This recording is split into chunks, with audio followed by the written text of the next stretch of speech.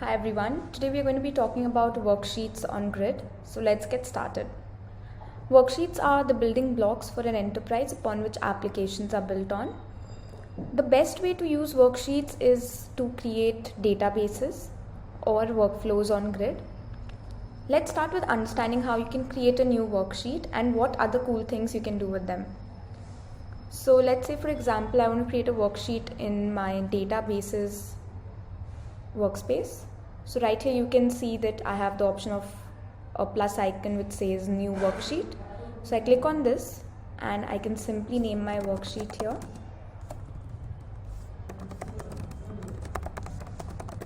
And click on save.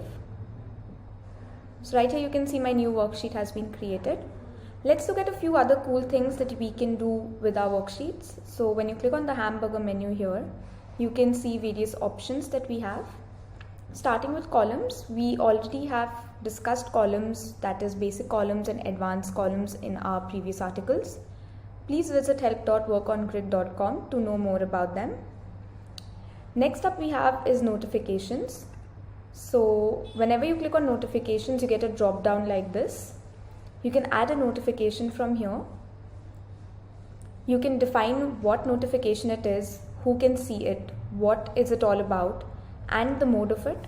You can also take action for data entry. Do you want to give notification and alerts for data edit, data delete, or just setting up simple reminders?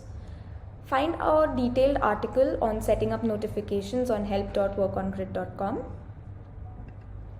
Next up we have is data access.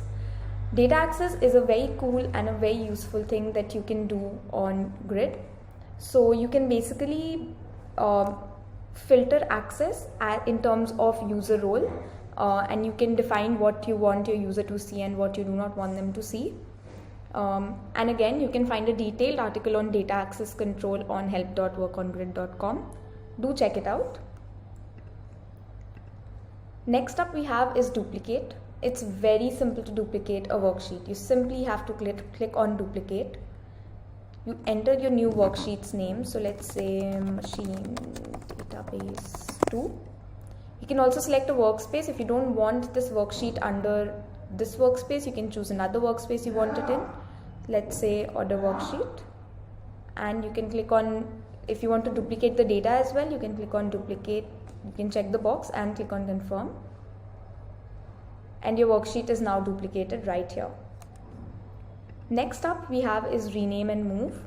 So a lot of times we feel that a worksheet is more useful for another workspace and not this particular workspace. So when you click on rename and move from the hamburger menu, a pop-up comes up, and you can also edit your worksheet name here. And from this drop down list you can select which workspace do you want this worksheet to go in, and you can click on save.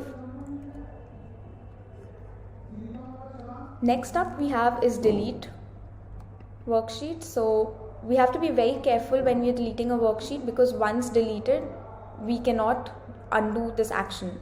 So if you're 110% sure that you want to delete this worksheet, click on delete.